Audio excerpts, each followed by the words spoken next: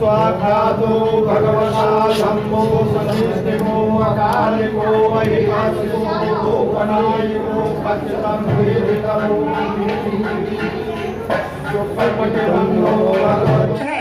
सब सुख का मतलब होता है सब सुखी रहें, सबका मंगल हो। भवतु सब मंगलम, भवतु सब मंगलम, भवतु सब। यहाँ पर भगवान गौतम बुद्ध की स्टेचू का भी अनावरण हुआ और यहाँ बहुत तादाद एक मूर्ति का स्थापना हुई है एडवोकेट आयात सिंह के द्वारा, इंद्राज सिंह के द्वारा। सर, यहाँ आपने जो मूर्ति लगाई है इसका क्या उद्देश्य है? ये मूर्ति भगवान बुद्ध का लोगों को ग्रामीण एरिया में धर्म की बहुत जरूरत है और ये मूर्ति हमने इसीलिए लगाई है ताकि पूरे ग्रामीण क्षेत्र में संदेश जाए। उत्तरी पश्चिमी उत्तर प्रदेश में जाए, एनसीआर में जाए, दिल्ली में जाए, पूरे क्षेत्र में इस बात का एक संदेश जाए कि लोग धर्म के रास्ते पे चलें, मानवता के रास्ते पे चलें, इंसानियत के रास्ते पे चलें। बाबा साहब डॉक्टर अम्बेडकर ने 14 अक्टूबर 1956 को जो धर्म ग्रहण करा था उस पर ही बहुजन चल पड़े हैं। पूरे समाज के लोग ग्रामीण क्षेत्र के चल पड़े हैं और गांव में शहरों से ज्यादा क्रांति है, इसलिए गांव के क्षेत्र में धर्म का प्रचार करना बड़ा जरूरी है।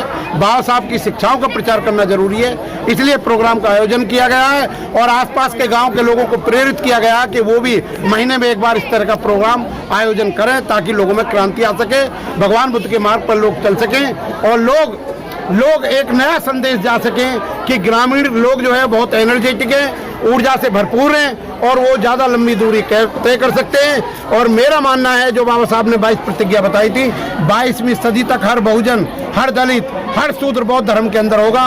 और आज भी विश्व में बौद्ध धर्म पूरे चीन में, कंबोडिया, लंका, सारे पूरे वर्ल्ड का धर्म है।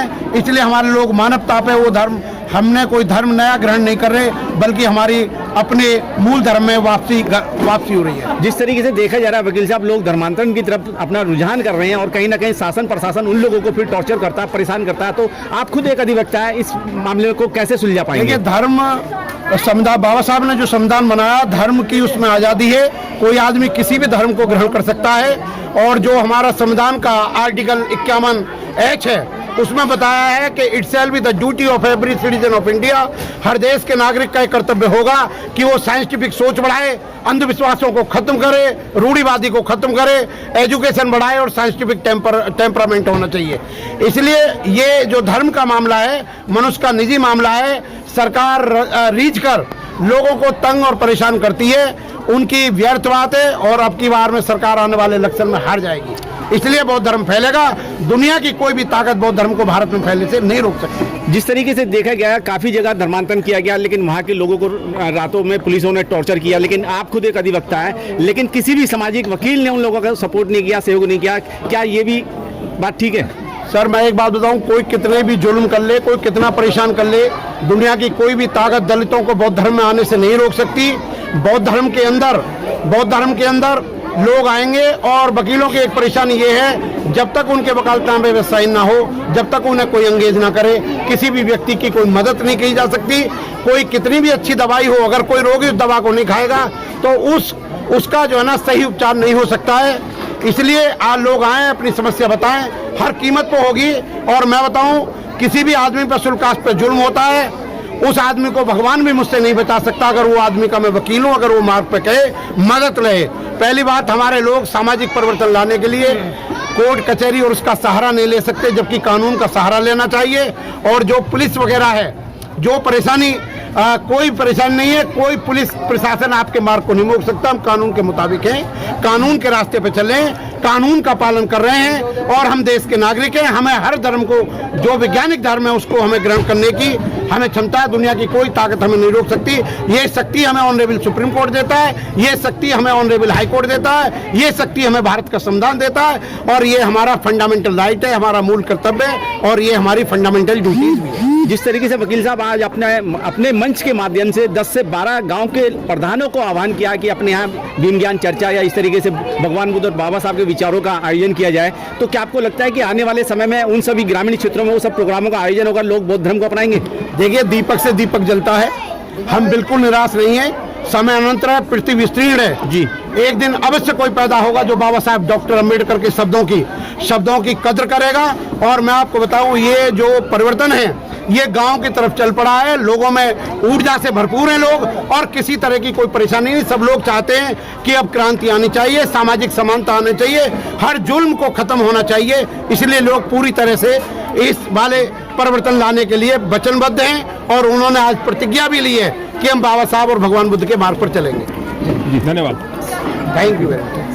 सर, क्या कारण है कि जो वर्तमान में जो सरकार चल रही है, तो यहाँ से जो विदेश में जाते हैं और भगवान गौतम बुद्ध की स्टेचू लेके जाते हैं, कहते हैं कि हम बौद्ध देश से आते हैं, फिर वही जो भारत के अंदर आते हैं और वो जो बुद्धिस्ट है उन पर अत्याचार करते हैं। देखिए, मैं आपको बता दूं, ये सब लोग जो है भेड़िए हैं जो भेड़ की खाल में छिपे पड़े हैं। और आपको मैं बता दूं कि अगर छपकिले का बच्चा जिंदगी भर दीवार पर रगड़ता रहे तो कभी मगरमच्छ नहीं बन सकता। जो एक आदमी भगवान बुद्ध के धर्म का विरोध करता है, बाबा साहब की विचारधारा का विरोध करता है, मैं आपको बता रहा हूं कि इसे दुनिया की कोई भी ताकत नहीं रोक सकती। और मैंने अपनी स्पीच में कहा था कि हिमालय के गिरने वाली धारा को दुनिया की कोई ताकत समुद्र में मिलने से नहीं रोक सकती। आज देश के दलितों को, शुल्काष्टों को, बहुजनों को कोई भी आदमी बौद्ध धर्म में आने से नहीं रोक सकता। हर आदमी शिक्षित है, हर व्यक्ति के पास मस्तिष्क है, हर आदमी स्वाभिमान से जीना चाहता है, हर आदमी असमानता का विरोध कर रहा है।